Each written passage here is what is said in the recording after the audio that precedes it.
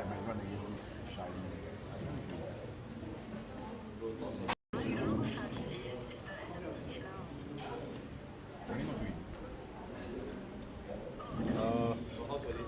Here you go. Am I talk to the? No. I send you the link. Okay. You see you can hear anything first. Okay. Like what? That's not the agreement. Here. What's that? Oh, wait. Sorry.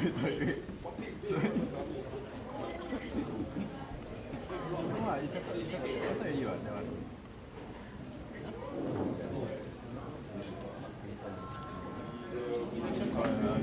Yeah. Can I say it or not? Don't know, man.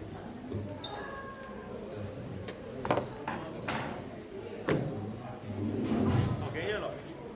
Hey guys, come on. Yes. Yes. Hello. Yeah, I can see it. I can see it.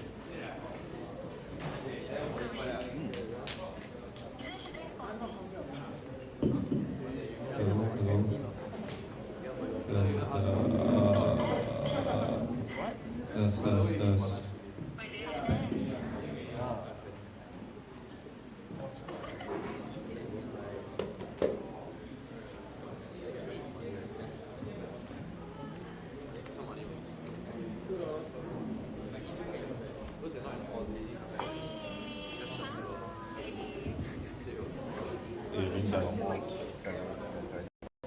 What's that already?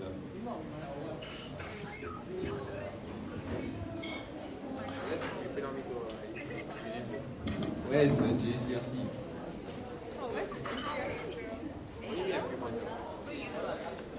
Can.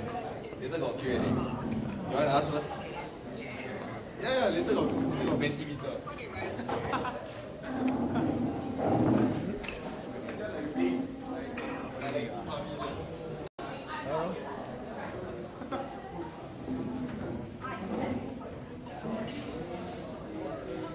One interested, yeah.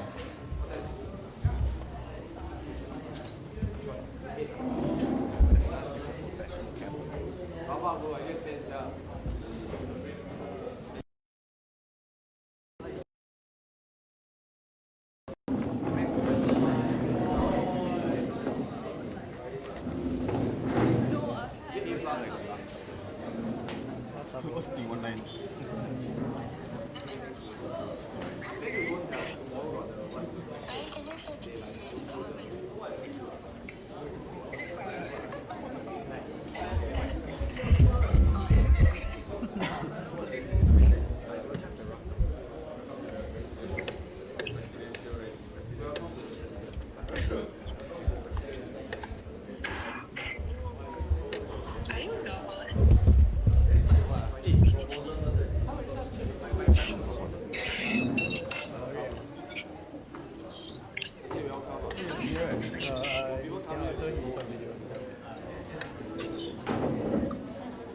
Mr. VP,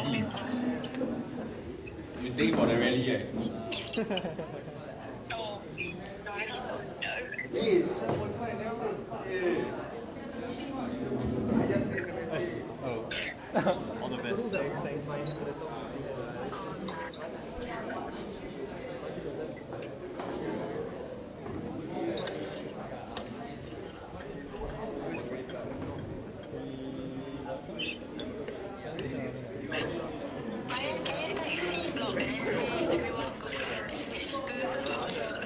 You do that, right? Oh. Do what? Oh,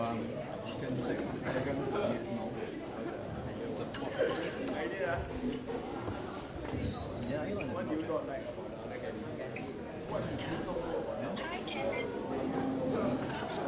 Oh, you're still alive.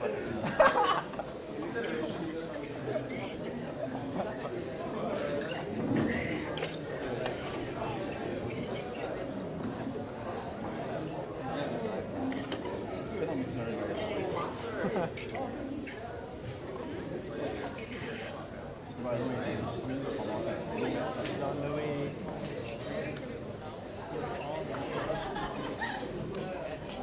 What?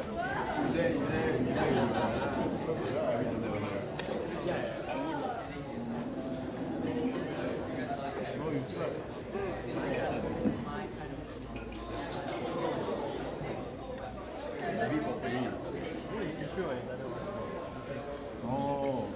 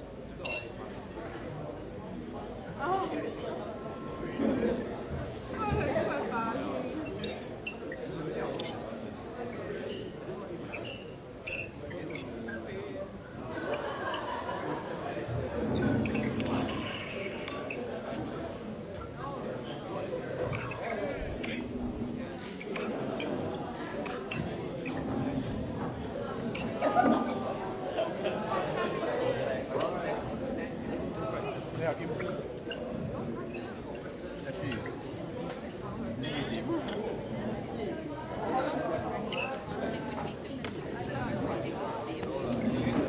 Have a seat.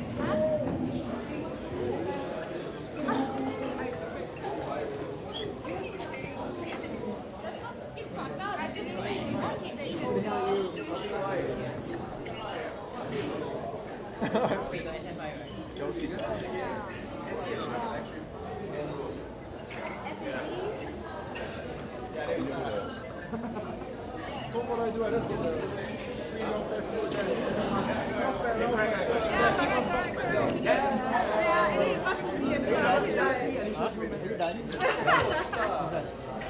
Oh wait, got one more is there. No, haven't started yet. Where will you start? I don't know. Any video? Yeah. It's right there. Big olive. What is on? Just eat it.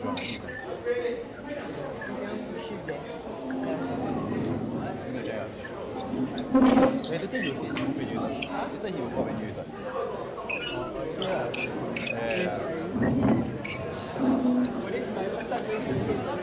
Okay, my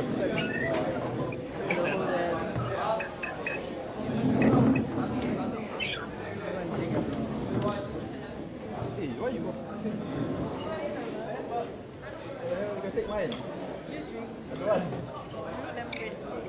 Yeah, I bought it like 2 years ago. Oh, we're looking for you like us.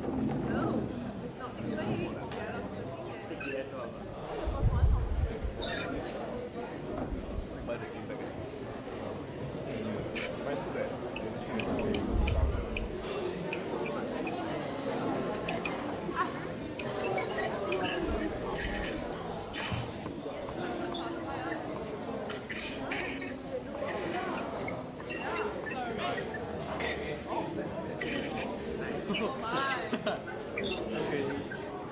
Fantastic.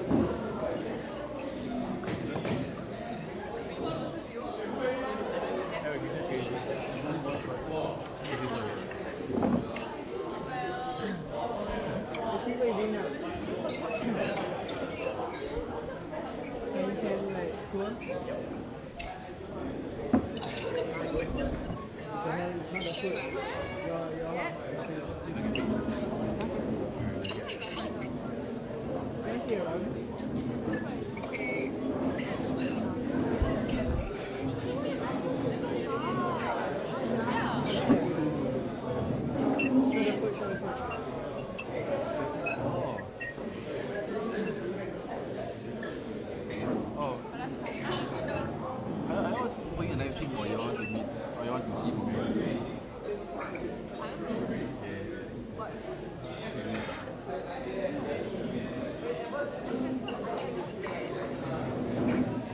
Nervous ah? Kau tengok apa tengok? Kau kan nervous gini? Ya, let's check. After you did that, you know.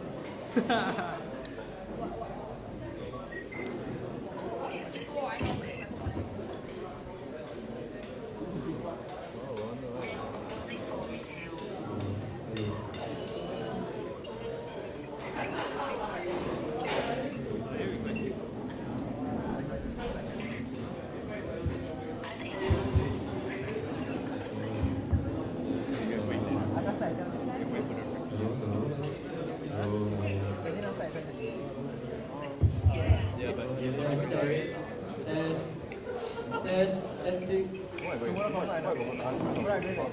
Tomorrow morning. What's last right? Yeah, I can.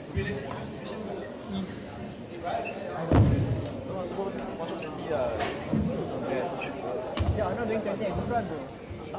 Tak aman lah. No, I only do 20. Ya, exactly. One shot. Wow. One shot lah. Then half daily eh. One shot daily. I never do 20 the whole month. I got do 20 already. Ah, I got yeah. do 20. You said it. That one day I want to do. One shot. You go do. I will. We do room lah. Imam 10, Imam 10. Yeah, done. Test. Oh, but that one time I did the 20, right? Just nice, the Imam go and repeat the surah, all the 20 surah. Best. Jealous. Easy go. Finish by 9:50. Demonstrated to me a can-do attitude as a beginner dancer and proved to me that he wanted to. Like she telling me. If not, we talk okay lah. Then, you know, put in my. Yeah.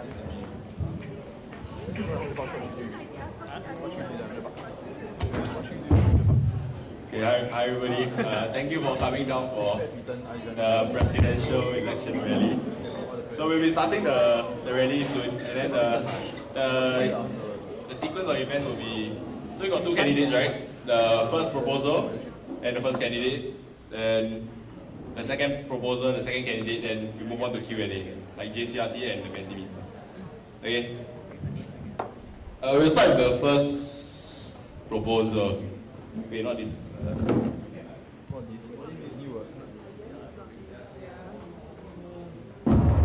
Hi Eusoff, my name is Jasmine. I'm the proposer for Mikuel's nomination as president. Firstly, I would like to share that I've known Mikuel for the past 3 years, that we've both been in Eusoff. And over this time, I think he has proven to be someone with a strong sense of dedication and responsibility. Why I say this is because of the many commitments he has taken on in Eusoff. I've worked with him on multiple occasions, and I hope that by sharing my experiences working with him, with you all, it will give you a better understanding as to what he's like as a hallmate, especially for those of you who might not be very familiar with him.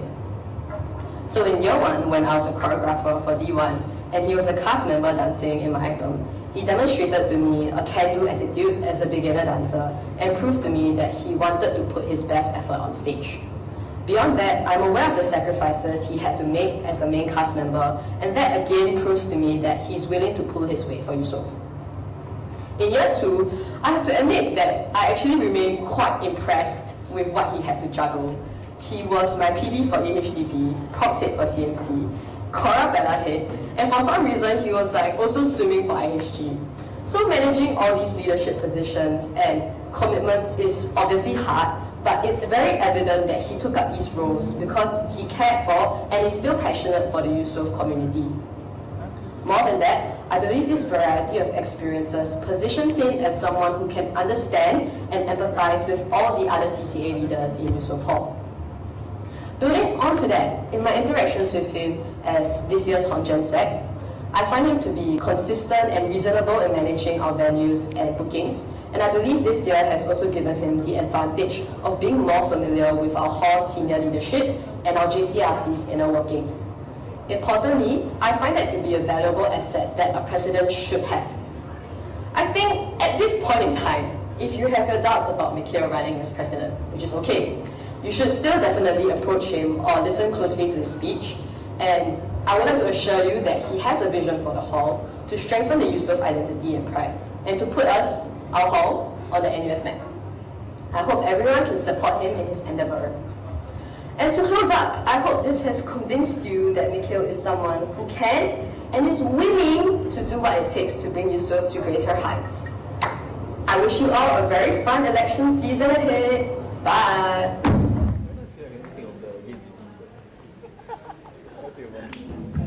So that's Mikuel's proposal, and then now we'll move on to Mikuel's speech.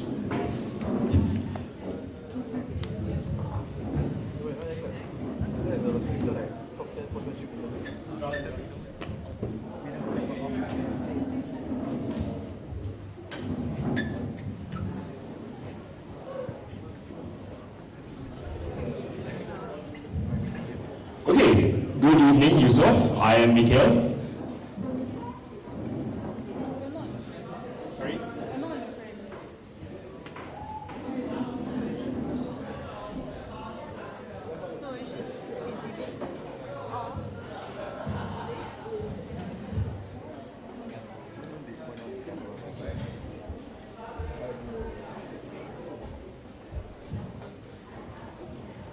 Good evening, Eusoff. I am Mikuel and I'm in my third year and I'm running for the 39th JCRC president. And as Jasmine has briefly mentioned and introduced in her speech, I've been here for 3 years, and in the last 3 years I've had my fair share of hall CCAs and contributions, spanning performing arts, committees, and even a little bit of sports.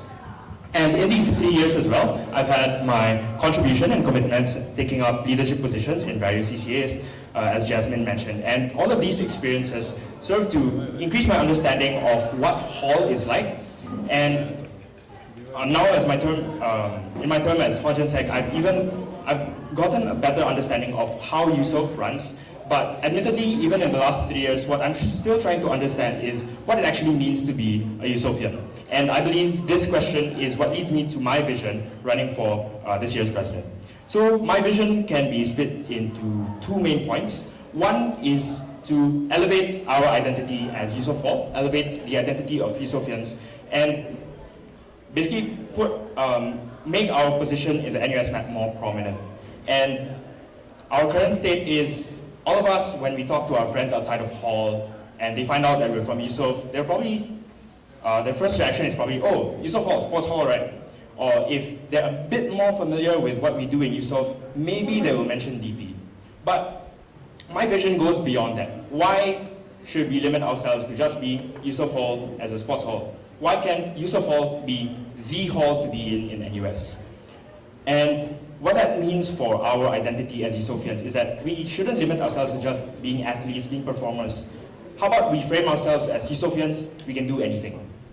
So how do I want to achieve this first part of my vision? One is to increase our presence. First is sports. Obviously, we need to win our trophy back. We can also arrange possibly more friendlies with other teams in and out of NUS, which other sports are already doing. This increases our sports presence in and out of NUS.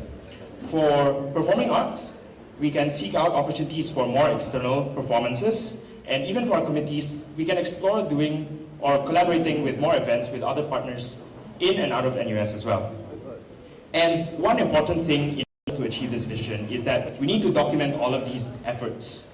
We need to make noise, because when we make noise, that's when people will notice us. And when people notice us, we get more people who want to be in Eusoff. And what does this solve? One word: recruitment. If we make a lot more noise about the things that we do, the things that we're good at, more people will be attracted to Eusoff. We get the luxury of choice to choose who actually gets to be in Eusoff. The second part of my vision is to make the Eusoff experience something that is worthwhile and something that everyone who goes through these walls be proud of. So it doesn't matter if you're only in Eusoff for 1 semester as an exchange student, for 1 AY, or maybe even your entire university life is spent in Eusoff Hall. I want everyone who goes through these walls to walk out feeling proud to have worn yellow and call themselves a Eusoffian. And although this idea seems to be like up in the clouds, and I understand that in this environment where we're a bit more pragmatic about, oh, hustle culture, I want to pad my CV with important commitment, CCAs, or I want to boost my chances of getting internship by doing something else, and we want to optimize our time and energy in the commitments that we actually take up. But that doesn't mean that hall commitments aren't something worthwhile, and it doesn't necessarily mean that our hall commitments don't give us any benefit in this regard. So for example, as easy as soft skills. Being in a committee, managing events can already teach you so many things that your peers who are not in this environment probably don't have the privilege of experiencing. And how apt is it that our upcoming Eusoff Conversations theme is Hall Points to Life Points. So this is what I'm trying to say, is that committing your time and energy to hall activities doesn't necessarily mean you get nothing out of it. And engaging with more alumni has also revealed that they do cherish their memories in Eusoff. They have found some benefit in the things that they took up in Eusoff. And on that regard, and to achieve this vision of mine, one thing that I want to do as well is to actually tap on more on this alumni network that we have that is much more extensive than we all think. And overall, to make Eusoff experience good for everyone, obviously, as president, there's a need to work with incoming JCRC members to make sure that the hall is actually running as smoothly as possible as a baseline before anything else. So, to wrap up, running for president, I have two main visions. One is to elevate our identity as Eusoff Hall, in that Eusoffians are people who can do anything, and one is to make sure that every Eusoffian is actually proud to be a Eusoffian. Thank you. Thank you, Mikuel. Now I'll play the video for Yutong's proposal.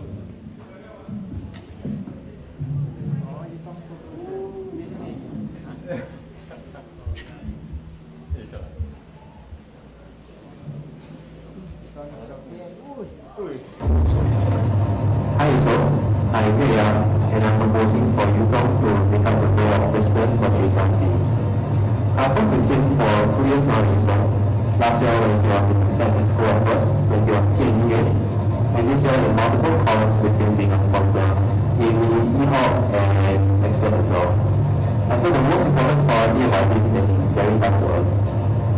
In my experiences working with him professionally, I can always count on him to get the job done. But outside of work, he's also a very chill and fun guy to be around. He's also a very good listener, and I find that he is very approachable and gives very logical advice. Instead of just siding with you just because he is your friend. I think that this is a very important trait or quality to have.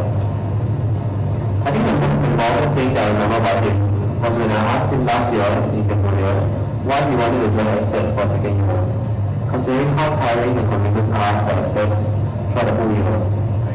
And so he shared that when he was a freshie, he made many memorable experiences that he would not have made if not for all. And now that he is a senior as a year 2, he wanted to create those memorable experiences for us as well, as freshies. And I think that he did a very good job at that.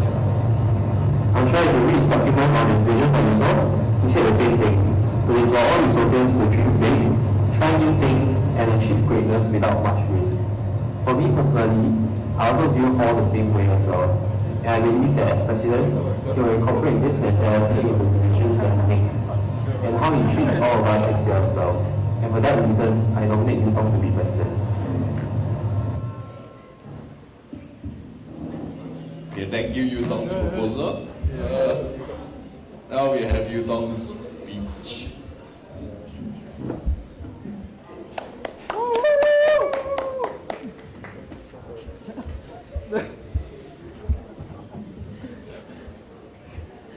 Yeah, hi everyone. My name is Yutong and I'll be running for President of Eusoff Hall.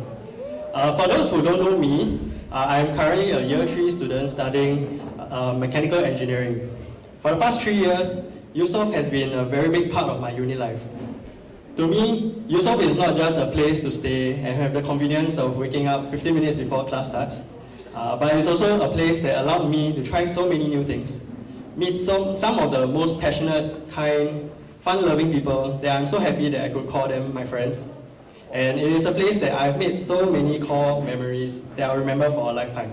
At this point, I want to try something out. If you don't mind, please indulge me, and I'll need your help to follow along. Okay, so now, I'll need you all to close your eyes for a minute. Closing. Please try to close your eyes. Closing. Okay, so now, take one deep breath in. Okay, and one deep breath out.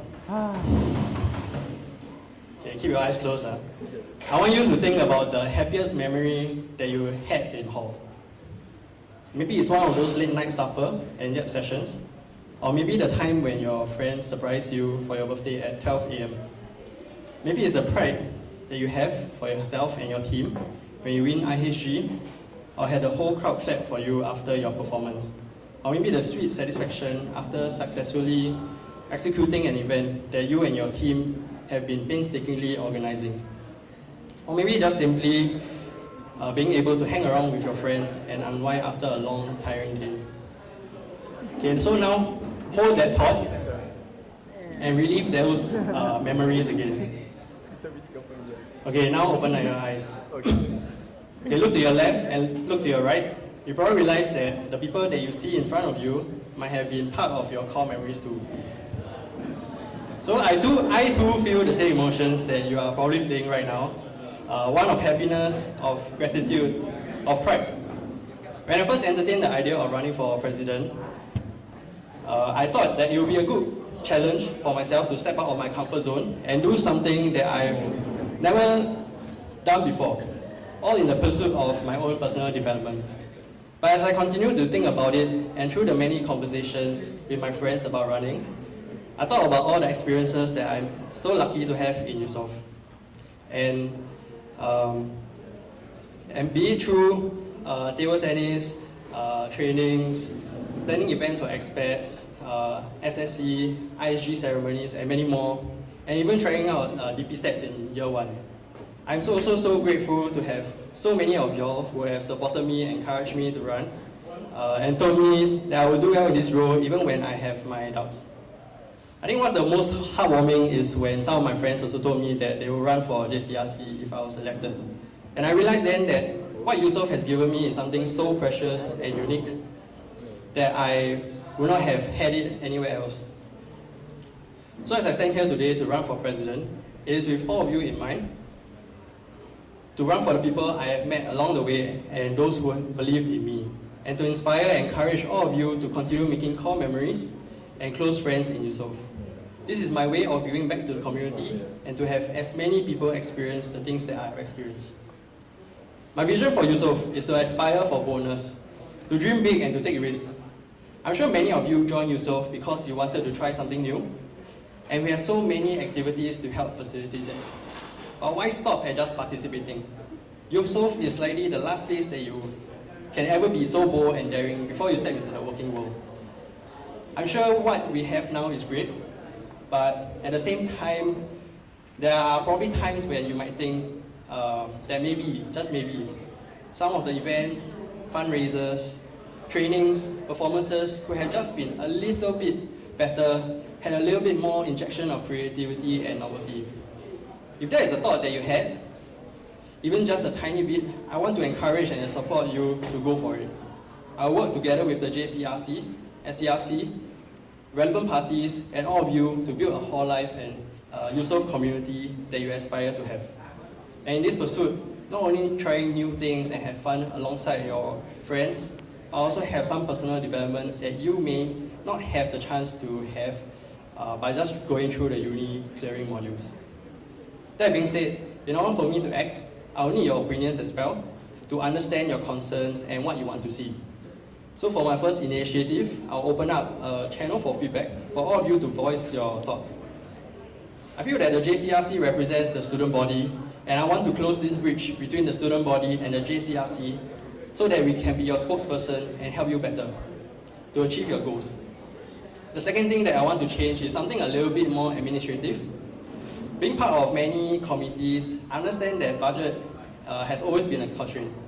And what a lot of people has raised up to me is that many items can still be reused for multiple events, but there's no system in place to store or take these items.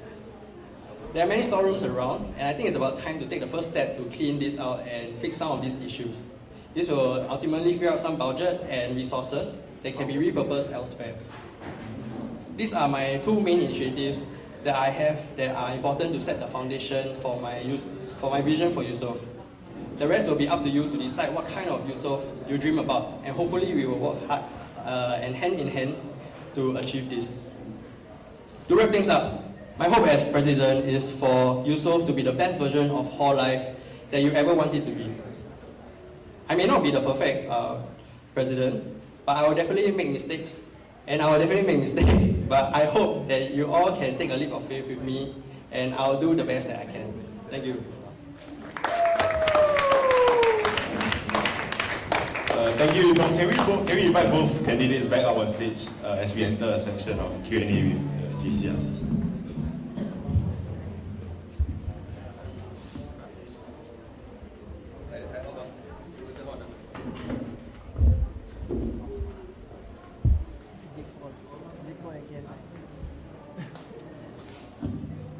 Hello. Okay, hi candidates. Just want to ask some questions. Considering the fact that you guys are both, if you guys get elected, you'll be president of the hall, and as president, you'll be making a lot of decisions that will impact the residents. So how can residents hold you accountable during your presidency?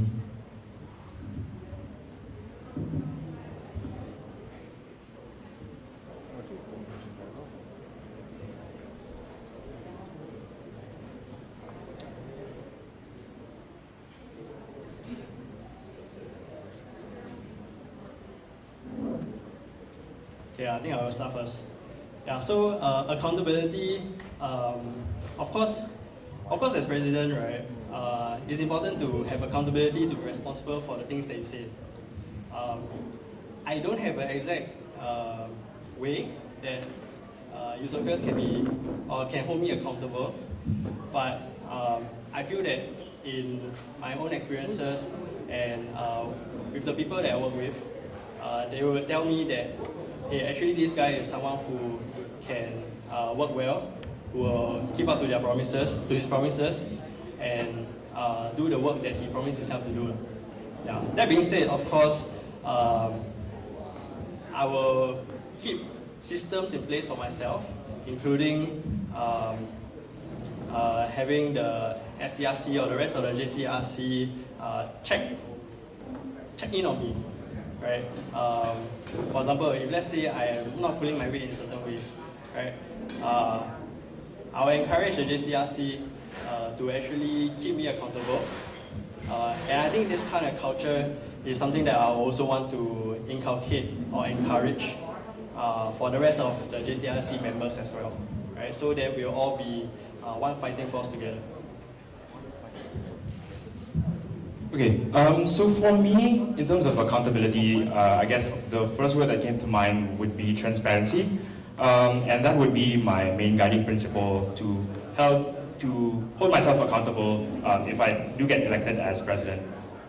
Transparency in the sense that, one, I owe it to the residents who have put their vote of confidence in me to be the president. And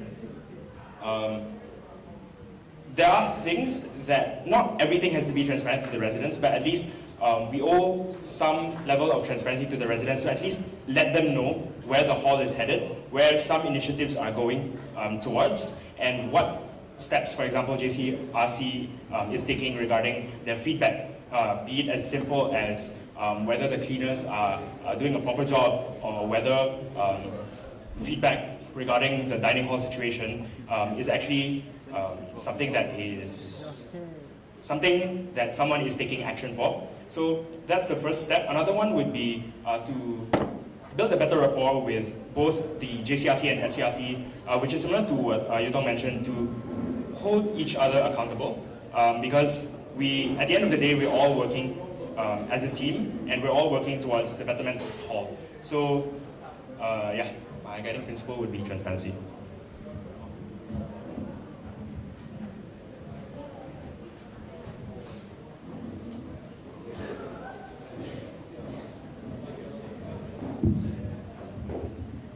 Hi guys, so just wanted to ask, what do you think is the biggest challenge or biggest problem that Eusoff faces right now, and what will you do to tackle it when you start your term?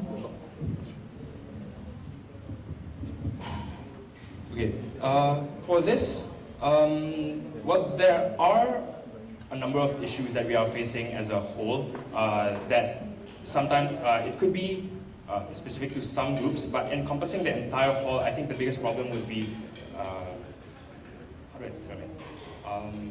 Lack of people, in the sense that, one, we're having a talent drain.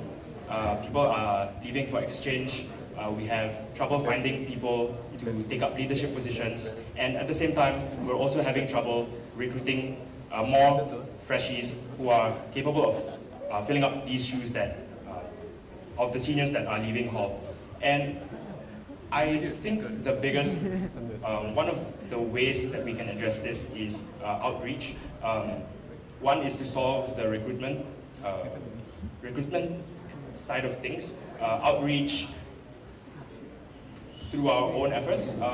Primarily right now, our main means of outreach would be like Instagram and word of mouth, which I think are enough, but we definitely need more ideas to make sure that Eusoff Hall is attractive for incoming freshies.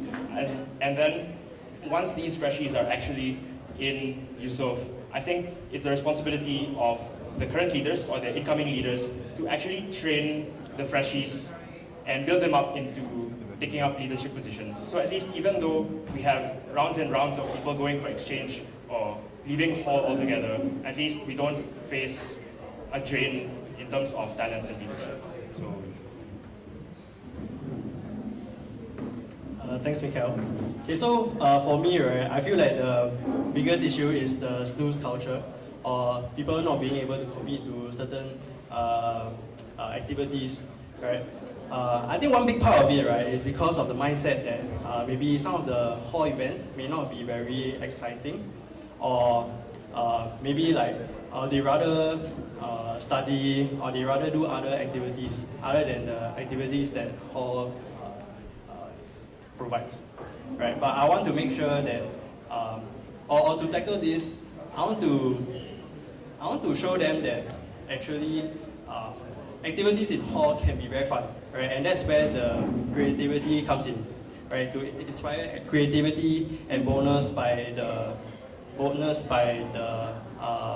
committee leaders to make things a bit more novel, right? Other than that, also, if hall activities were to also add value to the Eusophians in terms of their work life in the future, right? This can be done through partnerships with SCRC to bring down more seniors who are also experienced in the workforce, right, and impart their knowledge. But I feel that if Eusophians can see the value that actually hall events can bring to their personal life, rather than just having 1 year of fun, I think this will solve a lot of problems in terms of the snooze culture and also eventually retainment. Okay, thank you. For me, I think one thing that I would like to ask is, obviously by running for president, I'm assuming you've already thought of your dream JCRC team, which being hall would be made up of your friends. How would you balance being friendly with actually getting things done, be it with your JCRC heads or your CCA heads?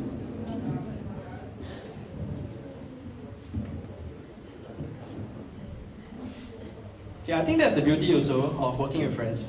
Because with friends, you have the mutual respect and the common vision to work together as one and to strive for a certain goal, right?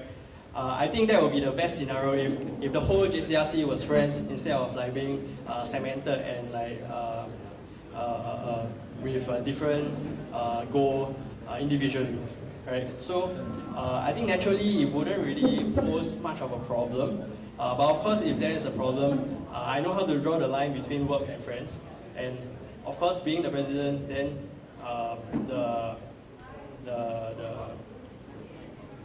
the interest of the hall will come first. I agree with what Yutong said. And I guess standing here, I've had the privilege of serving in JCRC with my friends.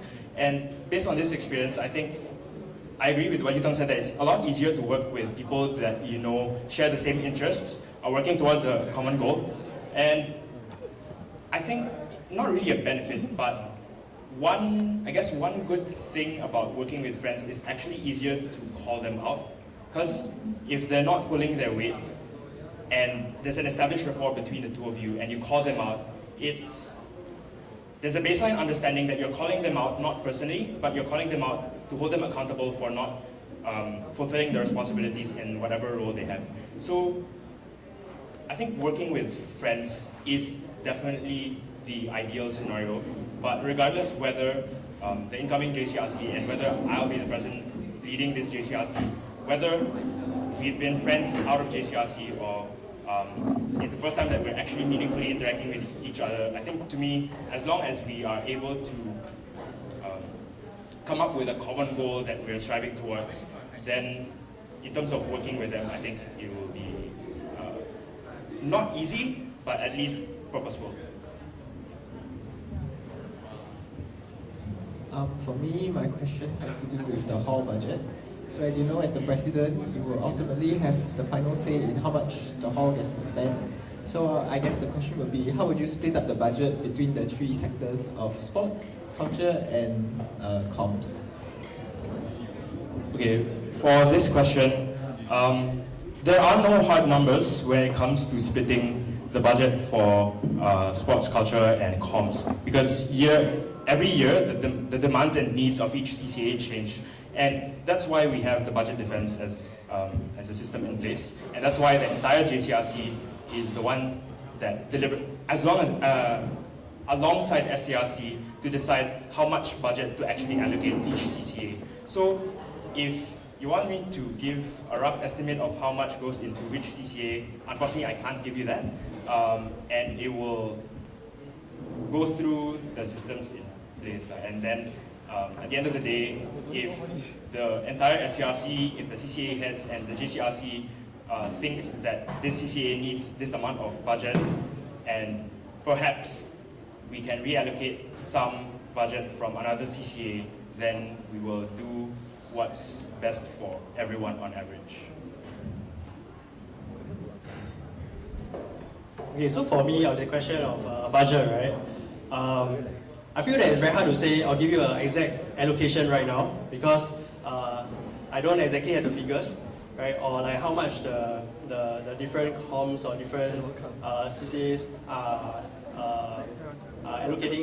being allocated, right? But I always feel that whatever that is being budgeted out has a reason, right? And based on my vision for the hall also, for everyone to aspire for bonus and to dream big, right? I think I'll give the hall leaders, right, the CCA leaders, the right also to fight for how much budget that they want to have, right? If they are very willing or they have the fire and the passion in them to make Eusoff great with whatever contributions that they have through their own CCAs, right? Then I think they have the right to fight for the budget, and we will assess accordingly what kind of budget to give them as well, right?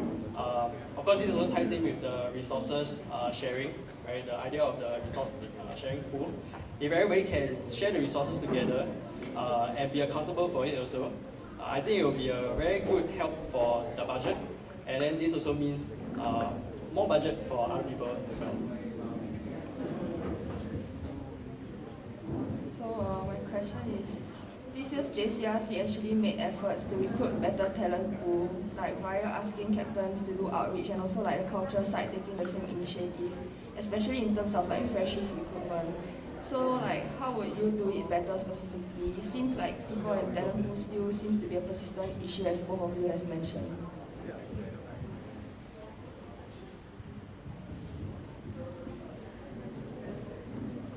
Actually, can I clarify how do you all go about your recruitment? Like for last year? In terms of for sports, I went to each captain to ask like who are the freshies they want to bring in. Then we also had a number of talent that we put in from either EHAC or from REC. Yeah, we had a form for seniors to recommend their juniors to come into Eusoff as well. Yeah. And when was this done? I did it after I was elected, so around May, start of May to end of May, around there, that period. Okay, so for myself, actually, I was contacting a junior about joining Eusoff, right? And I realized, like for them, this is the key crucial period before sign-ups for EHAC and THAC actually starts, right? So To be fair, honestly, last year it was slightly late, right? Because they already would have some perception of the different halls that they want to join, right? Yeah, so this year, to be a little bit better, it will be to start this recruitment earlier and a bit more aggressive as well, right? Earlier would be in the sense of, I guess after this election, after the sports leagues are elected, or even now, right? We should have the next year's captains or this year's captain actually start for the recruitment already. Same for the culture side. And I also feel that in terms of, okay, never mind, I lost my point, but yeah. Thanks. Okay, so my take on this is that yes, we have made a lot of efforts to recruit people in terms of talent, regardless whether it's cultural side or sports side. And I do think that we have recruited a good, sizable amount of talent into the hall. But another problem that we have to solve in this is that once we actually recruit these people, we need to make sure that they actually contribute to what we recruited them for. So for example, let's say you recruit someone for a specific sport or a specific culture CCA. Not that it has to be transactional, that, oh, I'll rec you in if you make sure that you contribute to the CCA. It shouldn't be to that level, but we also need to remind them that they get the spot because of the value that they can potentially bring to the hall. So I would say there's only so much that word of mouth or aggressive recruiting can do, but we need to think about how to solve the problem of once people actually enter hall, then they don't pull their weight. Because I believe it's also been happening in the past few years where we recruit people because this person is talented, has this background, but they don't actually contribute in that way. So that's my view.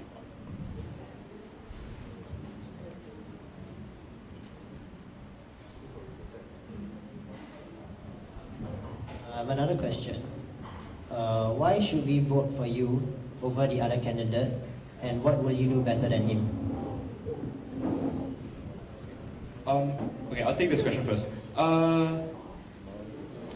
To answer this question, I don't think I'll be presenting a case as to why I'm better than the other candidate. Because in my head, regardless of whether there's 10 other people running for president or I'm the only one, I would have still run for president. I would have still presented my vision for the hall, and I would still try to convince the residents that what I want to do for the hall is for the betterment of the hall, and that I'll actually be able to do it. So in the case that two of us are running for president, I wouldn't go as far as saying that you should vote for me over him, because I believe Yutong also has given a lot of valid concerns. He has raised a lot of valid concerns and ways to mitigate these issues, and I think he's equally capable of being president. Thanks, Mikuel. Yeah, so I feel like the answer to this question is also very similar. I don't think that either of us deserve it more than the other, but it's more of what you think your Eusoff life, or how you want your Eusoff life to be like, right? I think both of us, we share different, similar but different visions, right? And it's also really up to you to see what resonates more with you. Yeah. So with that said, honestly, I think it's going to be a tough choice, but we'll see what you all want, and we'll see in the votes.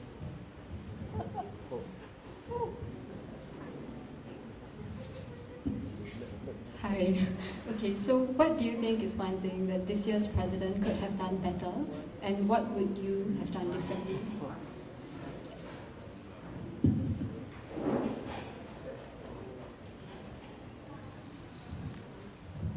Okay, this year's GCRC was formed under very special circumstances in that our president is double-heading at Sports League.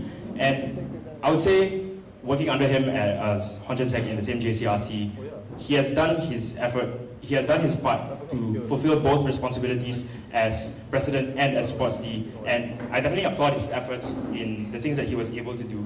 But because of these circumstances also, I think it was very natural, considering that he ran for sports D and not for president initially, it kind of shows that his intention is to manage the sports side as sports D, and taking up the role of president is something that the situation calls for.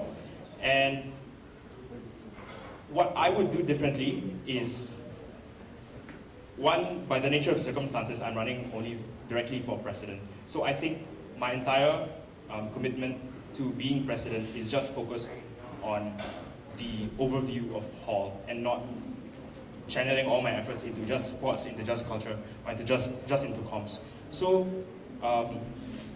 I would definitely allot my time and energy to make sure that the Hall is running, but also, from what I understand, is that the president is the main point of contact for, let's say, student affairs, student activities across NUS.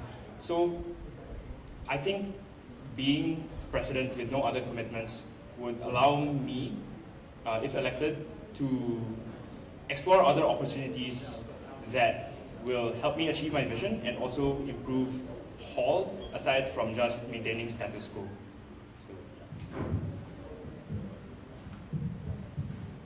I think one thing that I will do is more of delegation, right? Of course, as president, you'll be the head, you'll be the face of the people, right?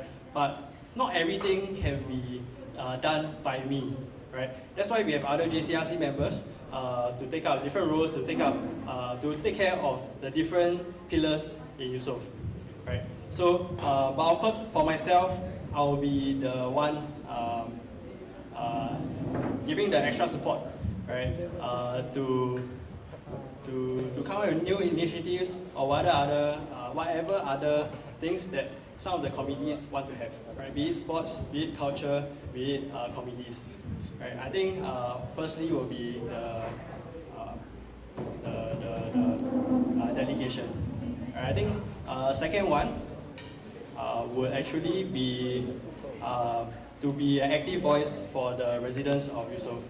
Right? I feel that there are a lot of things that we want, right? But we don't really have proper channels, or we don't really have the opportunity to voice them out, right? So that's why, for me, JCRC is meant to be the spokesperson of the spokesperson of people, right? And to also be the voice for all of y'all, and be the bridge between SCRC, JCRC, as well as the rest of the Eusoff residents.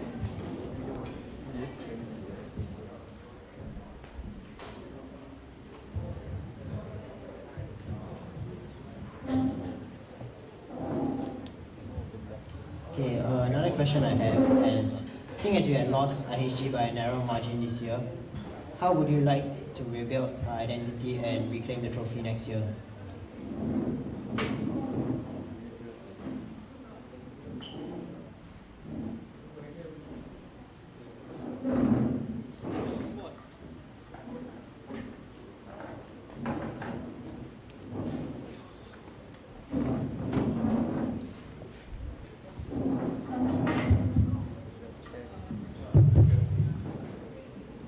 I think for sports, there are many angles that we can tackle it.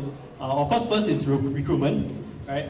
Recruitment definitely plays a big part of our sporting excellence, right? Because truth be told, it's very hard to pick up new sports from scratch and also be competitive in it, right? So, of course, our recruitment has to be aggressive and it has to be smart, right? I think that's the first point. The second point is that, of course, there has to be more legit trainings, right?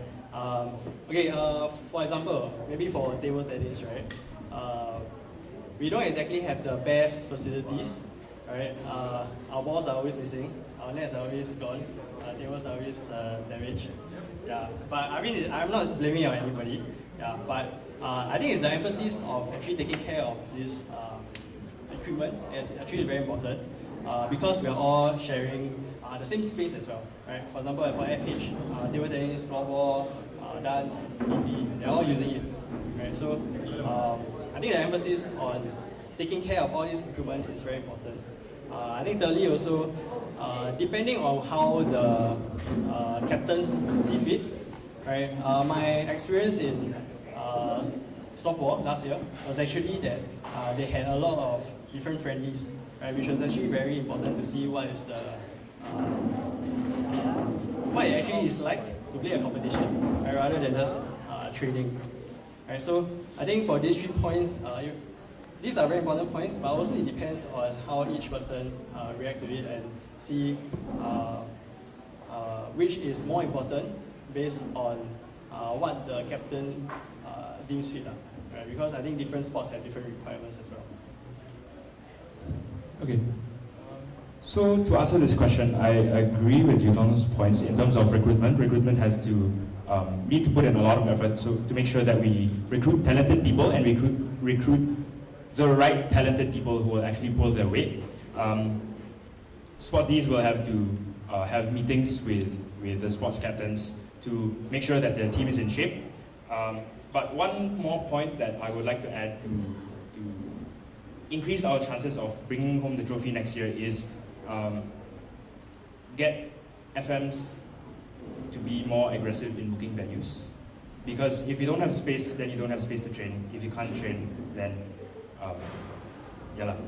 So I think with new facilities around campus, we can get FMs to be more aggressive in booking and thinking beyond the box, thinking outside the box, and we don't just need to train in the hall or the usual venues that we train at, and explore other venues as well. So I think that's one more point that I would like to add.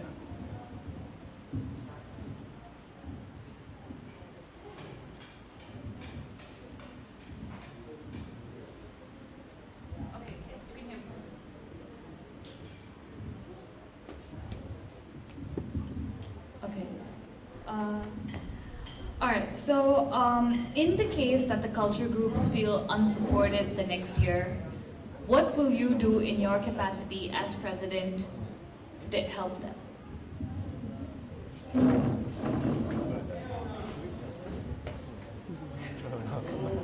Actually, can I clarify your question? Unsupported in what sense? Whether it's through recruitment, whether it's through bookings, if it's through honestly anything that would classify as unsupported.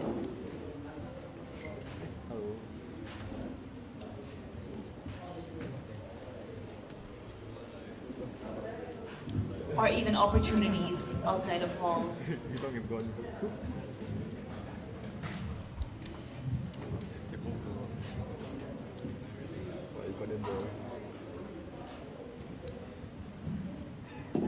Okay, unsupported, let's say we frame it under unsupported for recruitment. I think it will, the same points that we've both raised up a while ago would apply in terms of aggressive recruitment and recruiting smartly.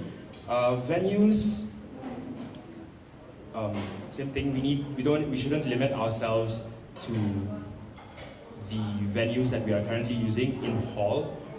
There are a lot more spaces that NUS is opening up for even, let's say, arts groups specifically, like YIH. And maybe another thing that we can explore is if we are tackling the issue of attendance, then we don't have to stick to the weekly schedule of practices that we've been doing in the last couple of years. If there's a time period that is more suitable for the CCA, then we should explore using moving practices to that end as well. Personally, if I do get the role of president and having devoted a big chunk of my time and energy in the last 3 years as a performing arts person, I would say that I have my own insights into how the performing arts are running, and I would say we can tap on network from outside CCAs as well, because we do have talented people in hall, in our performing arts CCAs, who are also in performing arts CCAs in NUS, and I think we can tap on this network to get, let's say, as simple as someone else from an external CCA to come down and look at how the CCA practices are being run, and maybe if they have more insights. So basically we can get a more outsider perspective as well. So I hope that roughly covers different aspects of your question. Okay, so the truth is, resources are very scarce, right? And there are so many people who want to do many different things, right? And support is also very relative, right? If let's say for Eusoff Hall per se, we don't exactly have a equal percentage of residents in each pillars, right? So does that mean that the support that we give to each of them will be equal, right? 33%? I think it really depends on what's equitable also, and which side requires more resources in terms of quantity, so that majority of the residents can actually benefit or enjoy, right? Because I think, okay, that being said, right, doesn't mean that we completely ignore culture or we completely ignore communities, right? I think for myself, I particularly enjoy watching DP also, right? And it's something that I feel that is very interesting to me. Yeah. So of course, in terms of, let's say, culture-wise, it shouldn't be completely neglected also, but it has to be given the right support, right, to be able to balance everything. Right support in terms of what? In terms of resources, maybe, in terms of sponsorships, in terms of time allocations for different facilities, right? I think it's all very relative, and it really depends on what the majority of the population feels and wants.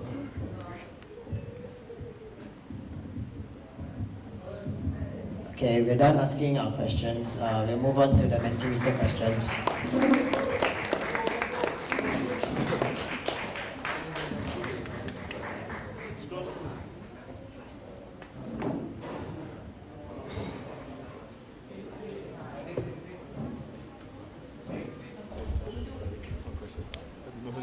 I think I'll ask this, what do you think of Eusoff Hall being a sports hall? I can just take turn to answer.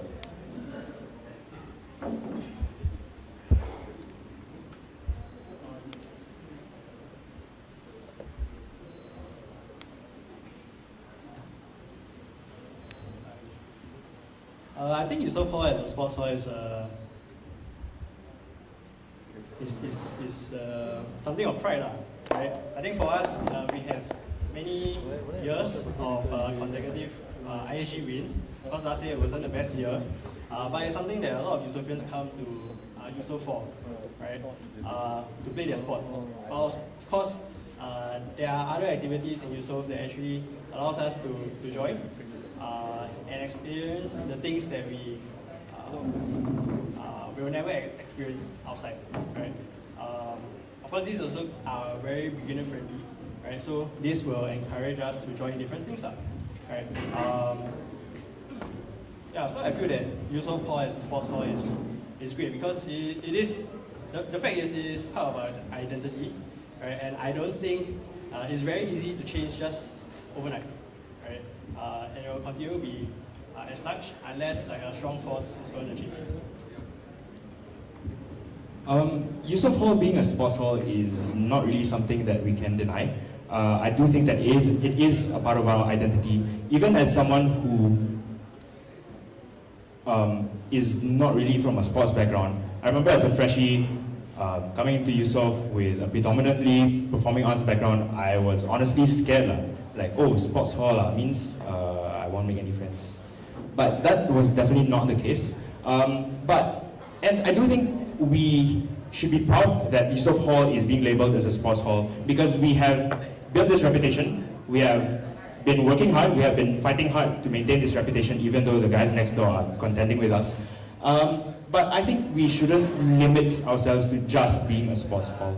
I'm not saying that one day committees or culture will magically override sports hall as an identity in Eusoff, but I think all these three aspects of our CCAs can be combined together to form a better identity that is going above being just a sports hall. So yes, that's my take.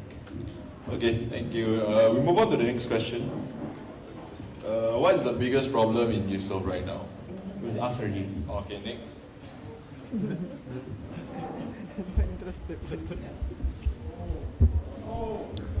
So for this, what do you think about the new rules where we are being more strict on sports attendance, controlled by JCRC and SMC, but cultural attendance weightage remains unchanged?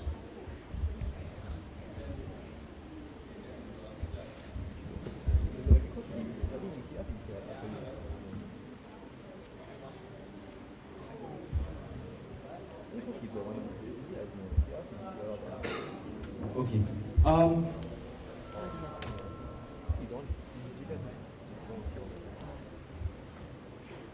I don't think cultural attendance weightage remains unchanged. To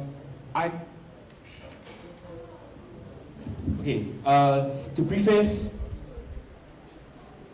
it's a bit hard to answer this question right now because I actually know what's happening behind the scenes, but I wouldn't agree with this statement in that cultural attendance is weighted the same, because for those who are in DP, and if you look at the CCA booklet carefully, there's subtext that we restructured the way cultural points are awarded, in that it's actually modeling more closely to how sports is being awarded points in terms of attendance and performance. So, yeah, I wouldn't agree with this statement. Okay, to be fair, I'm not really aware about this, but I feel that points wastage should be just based on effort. Yeah. Okay, thank you. Move on to the next one.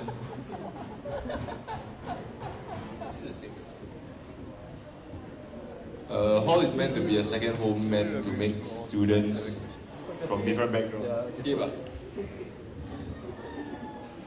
This one is targeted to Mikuel. So they say, Mikuel, from your sharing, I believe that our Eusoff culture CCAs are very strong. However, TH seems to be pulling away all the incoming sportsmen and women. What will you do to turn the tides?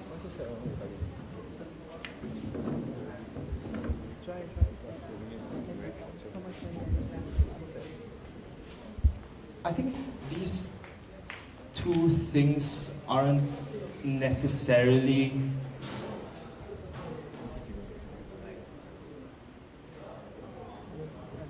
they're quite independent things. Like having strong culture CCAs doesn't necessarily mean that we have weaker sports CCAs in terms of our talent.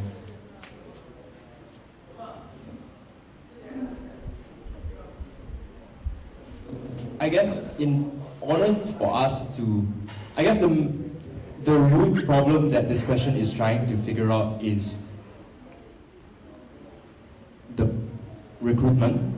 So I guess we need to take a closer look into how we recruit our athletes and look at what TH is doing well, that they are able to pull in the better athletes than Eusoff, and see what we can emulate and see what we can do better. So I don't think having strong cultural CCAs would affect us having strong athletes as well. Okay, thank you. So next one is about open house. So people at open house say TH is so hype, but EH is so boring and dead. And this has been the case for so long. So as a president, what will you do to change this? Okay, this year's open house was a bit confusing for everyone, because from what we've heard is that if NUS or maybe OSA or whoever is controlling open house, has imposed new rules regarding how the booths are supposed to be run in Yutong. They imposed rules that only 2 people, for example, can man the booth at any one time. And as far as I know, Eusoff tried to adhere to that. So maybe that's why we didn't get as much engagement. But obviously there were more seniors, and I know for a fact that there were more Eusoffians around Yutong who were trying to hype up the crowd while not violating the rules. But I guess as president, what I can do to change things is, one, make sure that we know our bounds. So whatever rules OSA imposes, we stick to that, and we brainstorm with the parties involved for more creative ideas, because they would know best. Like the CCAs who are running open house will know best. Then we'll just need to put in more effort into planning how open house will be run. Okay, so for myself, I don't think that TH being a lot more hype than Eusoff is a bad thing, right? In fact, like for example, there are extroverts and introverts, right? Not everybody subscribe to having a more hype atmosphere, right? Yeah, then again, I was talking to another junior who was saying that he prefers Eusoff because it is not as noisy as TH, right? It's a bit more chill, something that he fights more with. Yeah, but that being said, of course, some level of hype would help to draw in the crowds, right? Of course, then this will be dependent on the people at the booths, right? To create a little bit more hype, be it through in person or on the social media platforms, right? Of course, what we can do is to play by our strengths, which is also possibly the value that we can bring to the freshies, or like the new incoming batch of people, right? What they can expect coming into Eusoff, apart from just their sports, right? Because if they, let's say they want to try something new, right? Maybe we can market ourselves to be some place that is very beginner friendly, but yeah, a lot of people will want to try very hard and is very passionate about the things that they do, right? Of course, in terms of the hype wise, it's not just during the open house, but I think also during IHG season, I would honestly think that there's a lot more that can be done about the atmosphere, right? When we are cheering our fellow athletes, right? Maybe we can get in more drums, get in more people to hype up the crowd. Okay, thank you. Next.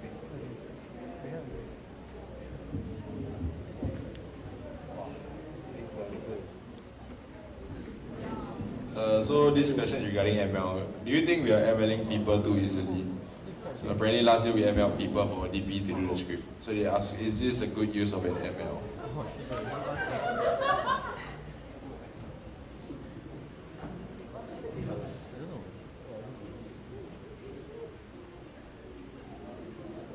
Or just more like, what are your thoughts on ML? I think for ML, it's also very similar to the previous question about support for the different pillars. I think it really depends on what is our vision moving forward, and also what are we trying to protect, and also what are we trying to focus on. I think ML is a gift for residents, right? But it shouldn't be taken too lightly also. Yeah, so in terms of the ML use, it should be used equitably. It also depends on the situation for this year, because last year's situation will definitely be a bit different from this year's.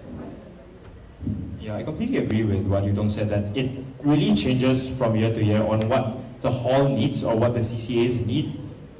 And there's a reason why like a committee is formed to decide on who to master list for the next year. So there's a lot of discussion that goes on in terms of deciding who actually gets to master list for the next year. And yeah, what I would agree with how Yutong framed it in that ML is a gift because it's a way for us to pull in talent and actually hold them accountable to pull in the weight for what we ML them for, since that's what the whole purpose of like the application and the contract, and why we review master list every semester. So I think it really depends on the needs of the hall. So I would believe that the committee deciding on who to master list will have the best interest of the hall in mind. Okay, thank you. So this question is regarding REC. So it's asking whether REC is a good use of resource, because we are giving away a lot of points for REC already, and we are always getting bronze. And the points are too much for REC.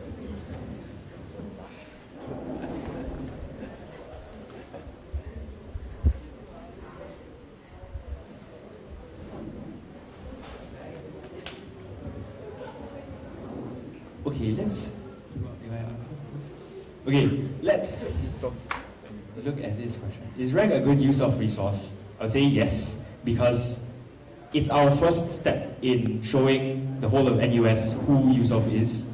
And there are other factors that come into play as to why we're getting bronze.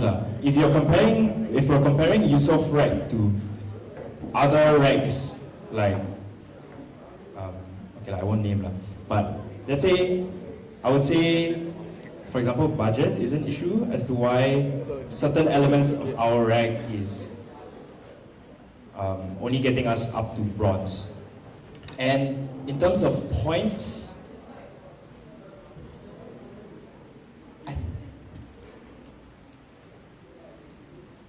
it's hard to say what is.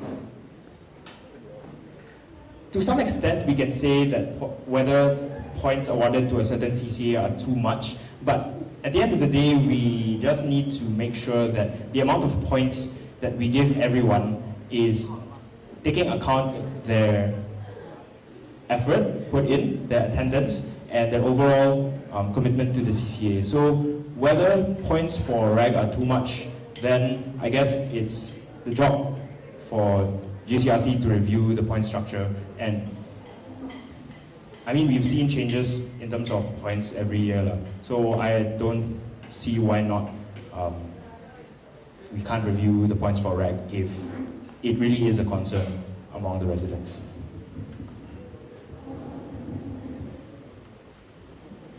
Yeah, I think first question for REC being whether is REC a good use of resource.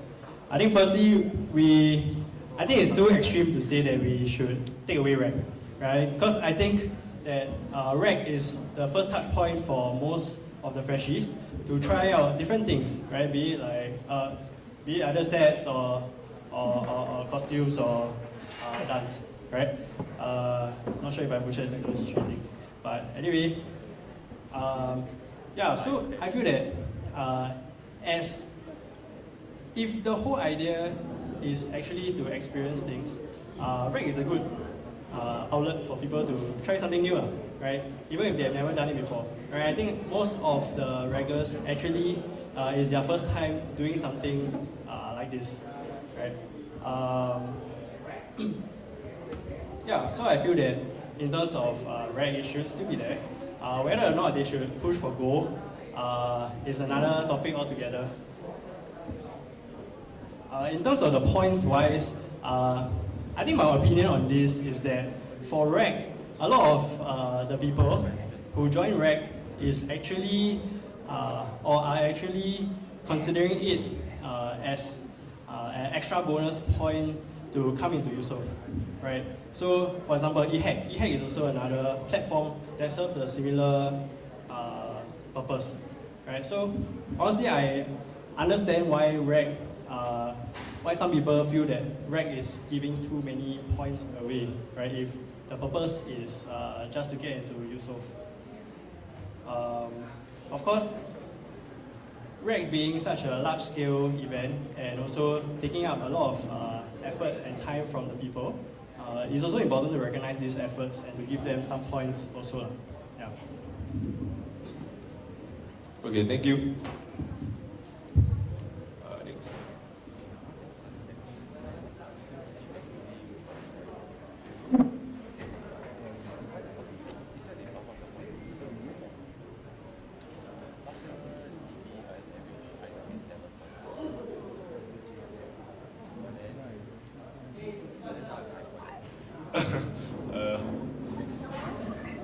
Okay, I'll just ask this. They say many of us believe athletes skip training for DP this year, which led to us losing ISG. If Freshie came in by sports, why are DP heads forcing them to attend training? So how will you solve this?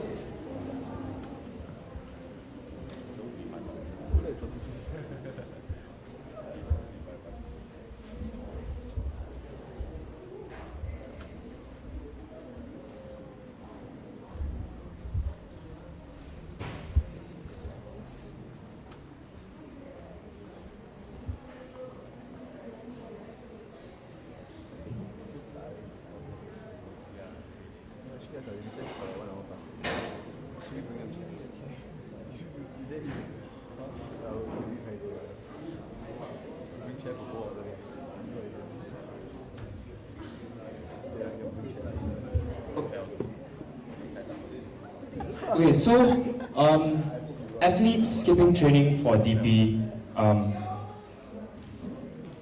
leading to us losing ISG, could be a fair statement. We don't know how much athletes skipping training would actually affect the outcome of ISG, and we wouldn't really know if they didn't skip trainings, would we have won.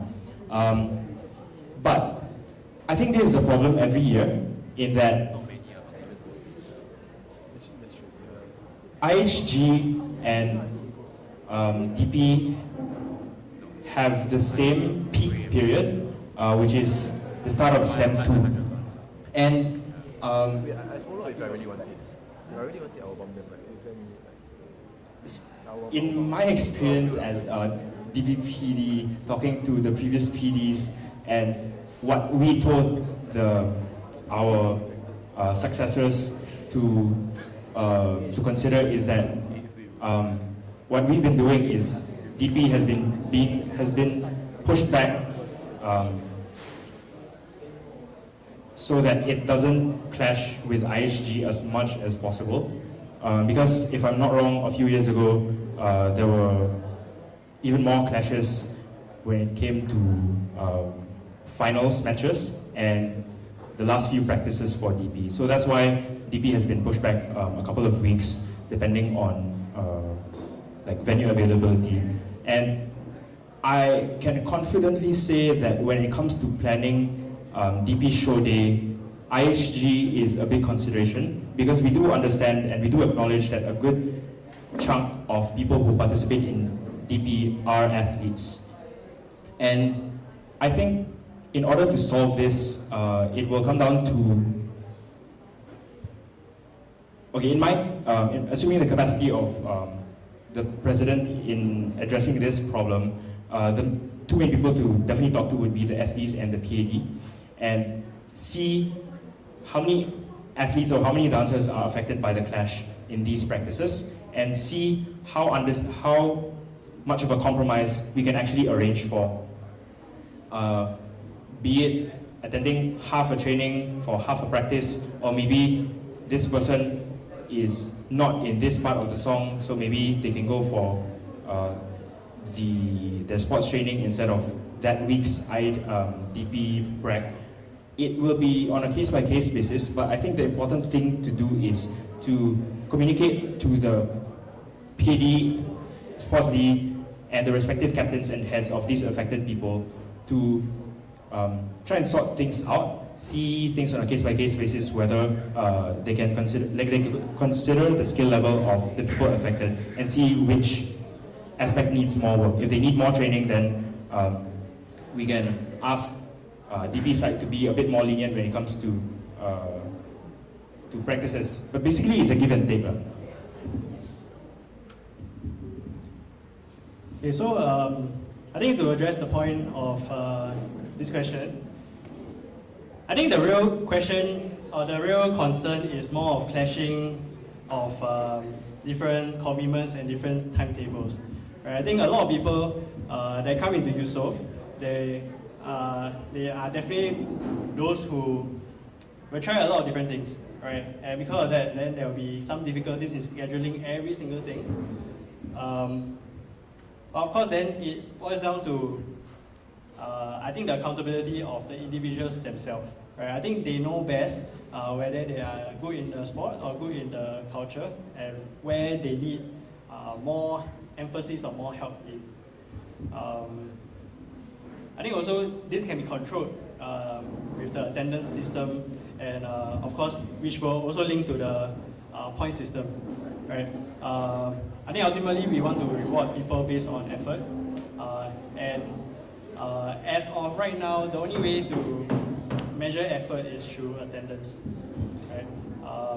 Of course, for let's say if they are both equally important to an individual, right? Maybe we can make some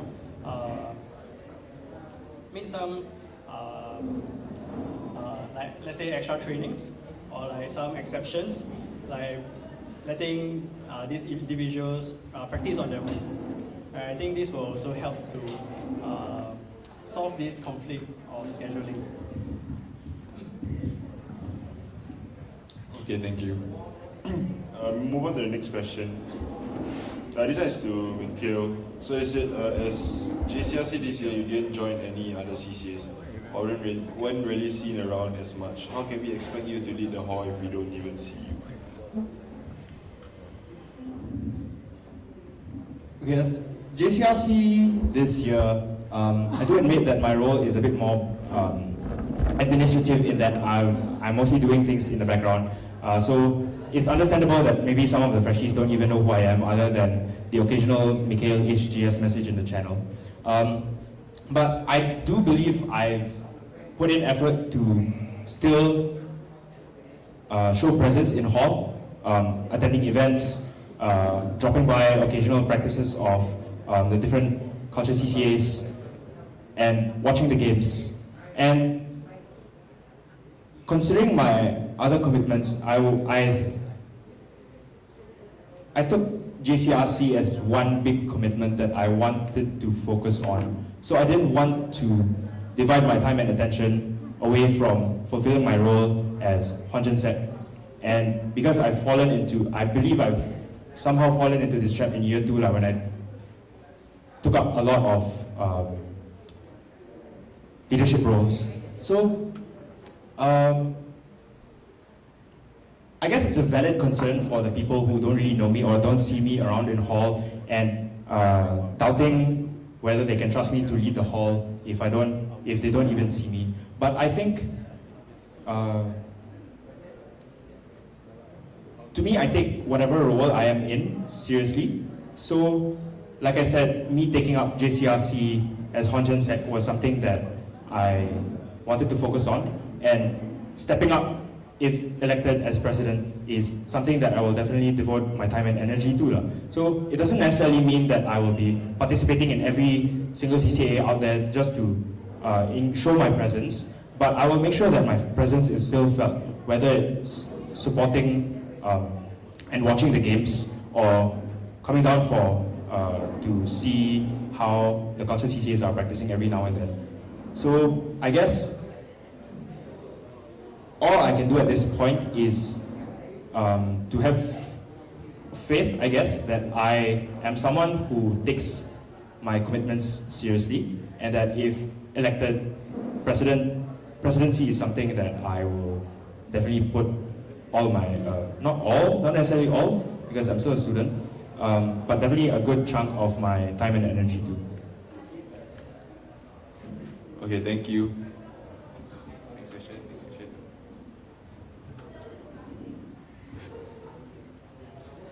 Wow, what's this?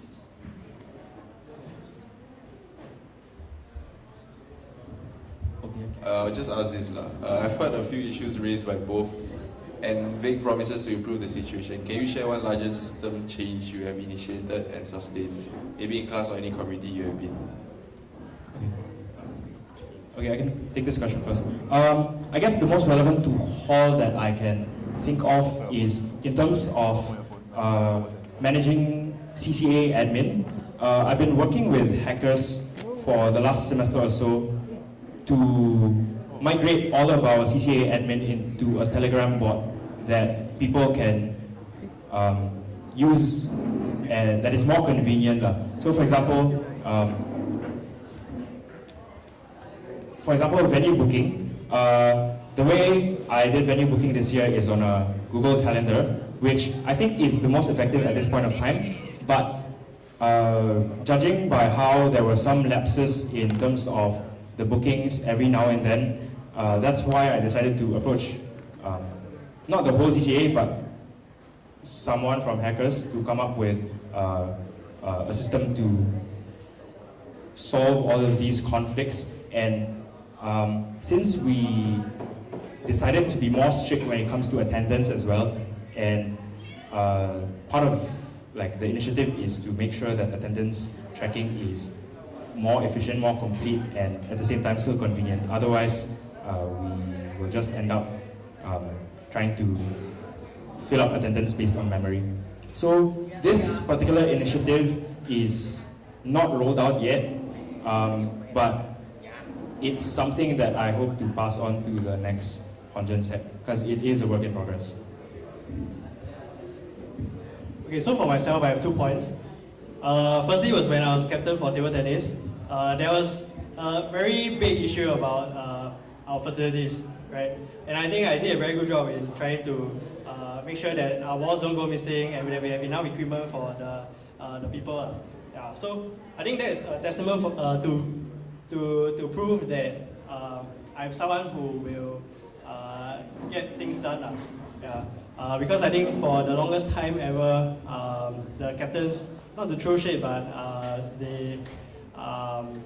it has been an issue that has been going on for quite some time now. Yeah, so what I did was to make sure that we have enough balls. The balls are kept properly with a lock. And even if I can't find a lock or like a cover that can lock it, I just use my own creativity to drill a hole inside. Yeah. Yeah, so I mean that's just a very trivial and small issue, but I think with a little willpower and creativity, anything can be solved. I think the second one, which is a little bit, I'm not sure if it's out of context, but actually me and my colleague has been sponsoring a few committees in Eusoff. Yeah, so the problem that they came up with was actually lack of resources, lack of budget, and also, I mean, we not only just give resources in terms of cash, but also more network in terms of how to purchase our source for cheaper quotations elsewhere that they needed. And of course, this is, we try to make this sustainable by giving them value also in terms of the leadership talks or the different workshops that we host. Right, so I think these are some of the resources that I've tapped into, and I think it's something novel as well. Okay, thank you.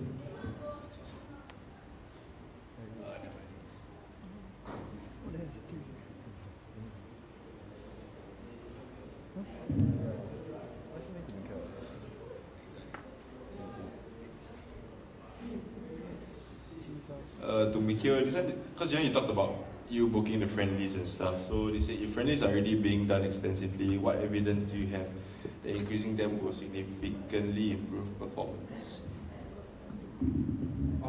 What I mentioned in my speech a while ago is that friendlies are being conducted, but not by everyone. So I think from what I've heard from other athletes as well who have participated in friendlies is that it does give them exposure, and I would say it will benefit everyone because when it comes to training, exposing yourself to, let's say, other teams that you don't know the playing style of would increase your exposure and develop your own understanding of your craft. which in this case is sports. So I think even looking outside of hall, sports in general definitely benefits from more trainings and more practice matches. So I think there's enough evidence to support this, but whether the friendlies that we are conducting now are the most effective, it will be something that has to be discussed with the sports leagues and the respective captains of the different sports. So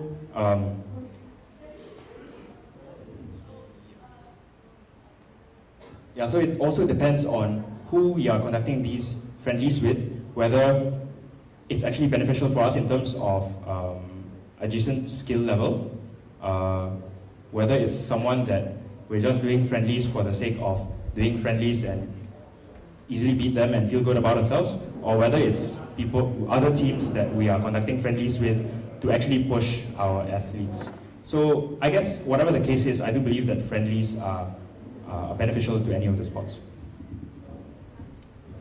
Okay, thank you.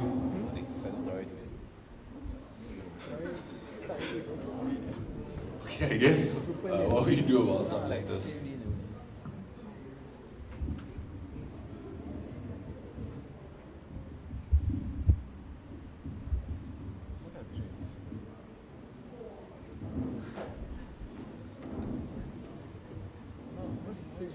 Okay, I guess this is to Mikuel. So is it last year during your Honjan Sec rally, you mentioned feeling burnout from hall and TP, but press is even more demanding. So what actually changed since, and what systems will you implement for yourself? Yep. Yes, I do admit, and yeah, I mentioned it during my Honjan Sec rally that I felt burned out from hall because of the commitments that I took, and that is why I mentioned a while ago when someone was asking me about my presence in hall, whether am I actually showing enough presence in hall. I think what changed was making sure that I'm not overcommitted. So that's why I didn't fully invest myself in any of the CCAs that I used to be part of. And I focused on what I can do as Honjan Sec. So I guess on a day-to-day basis, the things that I work on as Honjan Sec would be venue bookings. And in terms of the systems I will implement for myself, I think for the past year as Honjan Sec, I've grown, not just as a leader, but also as a person in general, and knowing what I'm capable of and how I can actually manage my time. So I think this year has been my runway leading up to taking up a bigger role, because now I know that if I'm able to focus on one big thing and actually devote all of my time and energy, then I'm actually able to achieve something. So I think that's my approach into running for president as well, in that, yes, I will still be showing presence, but not necessarily joining multiple CCAs, which will take away my time and energy from fulfilling the role as a president. Okay, thank you.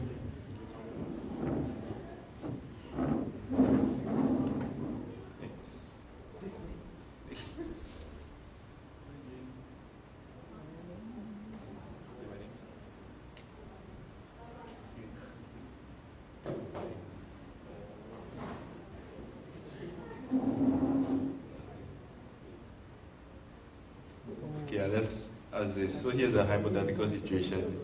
Let's say one of the hall CCAs burst their budget very badly. Example, DP venue ended up charging more, or SMC ended up having to pay for van damage. What will you do?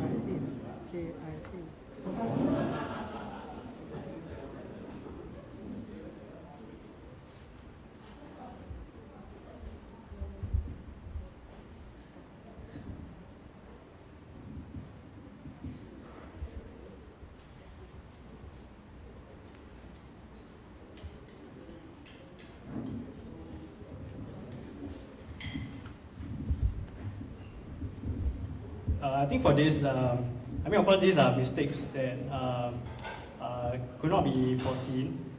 So of course, I think it's only right for those people in charge to be responsible for these mistakes. right? Be it DP or SMC in this example. So how they can take charge probably is to either cut some budget elsewhere or to raise a little bit more funds.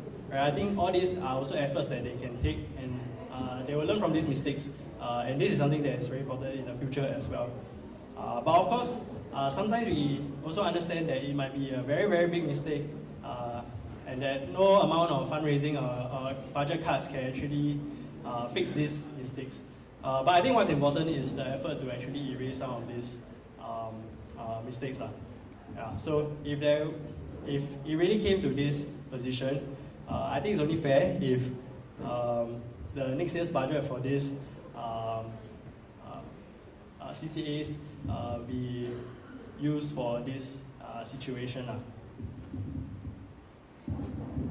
Yeah, I agree with Yutong's point on revising the following year's budget if, because these are circumstances that we can't really foresee. So even if you're planning out your budget, there are some things that you can't expect, like for example, a damaged van or other overhead costs. So I think if possible, then we can tell the respective heads who are planning the budget to maybe account for all of these unforeseen additional costs and see if there's a little bit of wiggle room. But let's say that they do exceed the budget. I would say the president is not alone in this, the JCRC is not alone in this. We also have other people who are guiding us through Hall, because at the end, called the SCRC. So at the end of the day, we are still students and we are all learning. And for many of us, it could be the first time that we are handling such a big CCA or being in charge of complex finances when it comes to running an organization. So I believe that's what the role of the SCRC is as well, and the residential life team is to guide the JCRC to manage these kinds of situations, like if it's beyond the scope of what they can do. Because when it comes to financial, like these kinds of issues, there's also only so much that we can do as students. I think I got one more point. Yeah, so for example, if these mistakes always happen, there is probably something to do with the systems, right, that go wrong. Yeah, so if this keeps happening, I think it's worth to review how the students actually manage the budget, right, and to make certain adjustments based on that. Okay, thank you.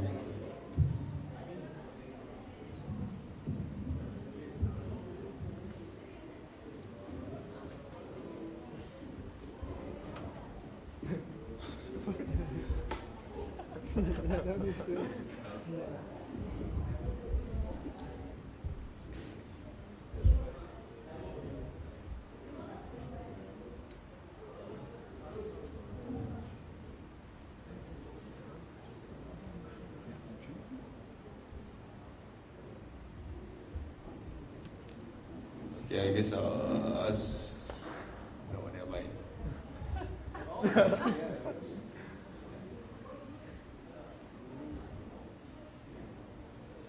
Okay, so what do you think about putting in so much work but getting hall points that just don't match the effort? And there's no clear basis to even appeal.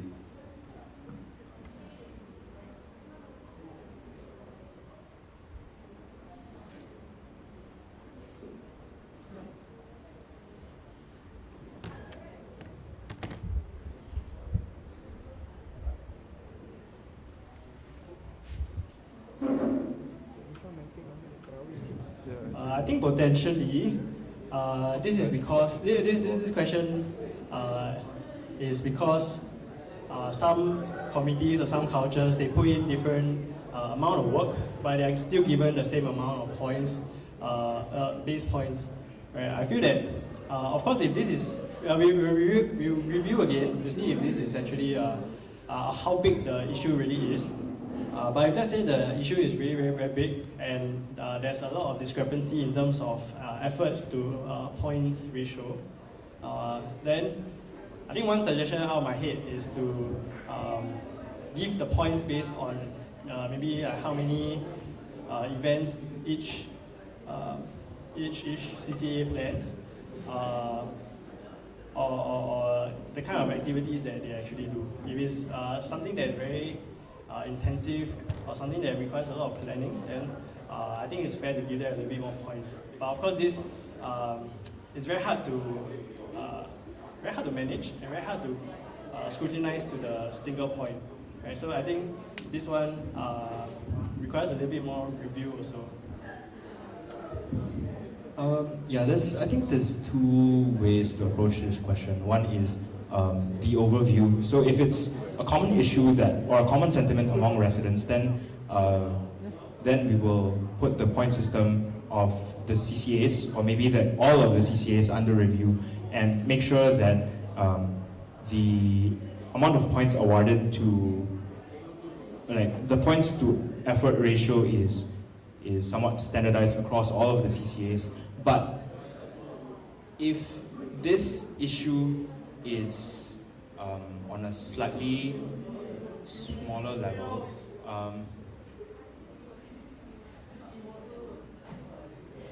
I think, okay, going back to the overview, another way to approach this would be to make sure that when the freshies come in to hall, the point system and the CCAs and the commitment levels are communicated to them in order for them to manage their expectations. Because I think we were all freshies once, and we've all gone through the same excitement of joining something new, joining until we are doing more CCAs and we are studying.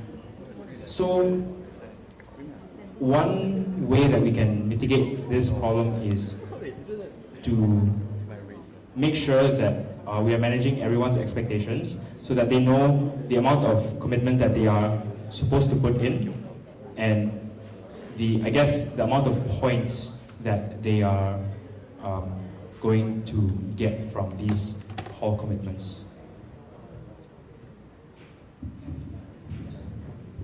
Okay, thank you. I think we'll just ask one last question.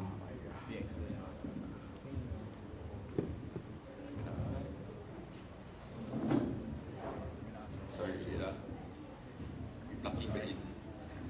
Okay. So this one is like for like JCRC in general. So it's like to Mikuel, they said, why are this year JCRC so uninterested, and how do you plan to make it different next year?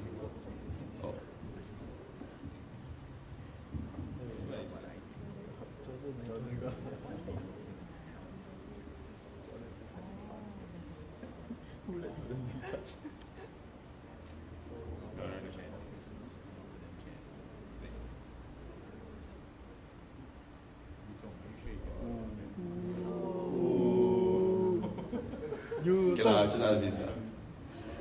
Yutong. So Yutong? They ask Yutong. So are you sure you can work with your friends? Because when you part of a comm in year 2, they had this exact problem.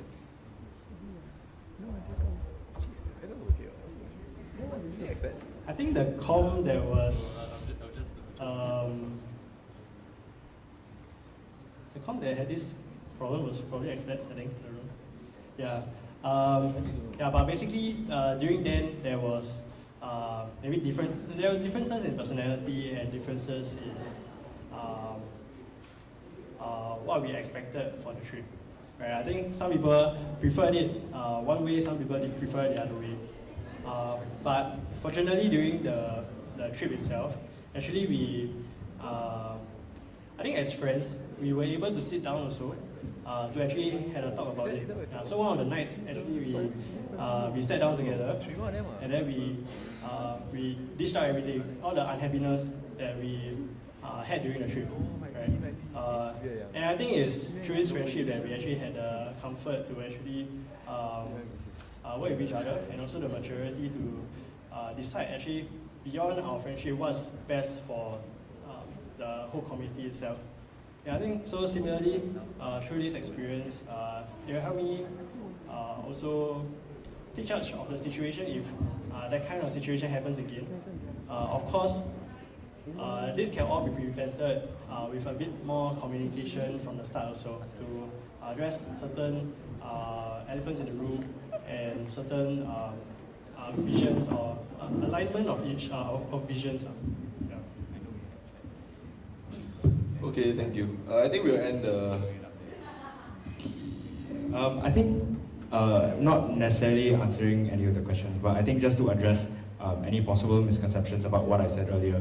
I wasn't saying that Free Won was biased as a president. I was saying that he was fulfilling both roles, and as sports D, when he was wearing the sports D hat, I think he was doing his he was really doing a good job as sports D. And when it came to a time that he had to wear his hat as a president, I would say he's very objective as well in fulfilling his responsibilities as president. So what I was trying to say a while ago is that this year's JCRC is, or like in terms of the leadership structure, it's a bit more special in the sense that someone had to wear two big hats at the same time. So yeah, that was my point a while ago. Okay, thank you both candidates. I think we'll end the Q&A right here. You all can start voting, I guess. Yeah. The voting box at the back with Jerome there. Thank you.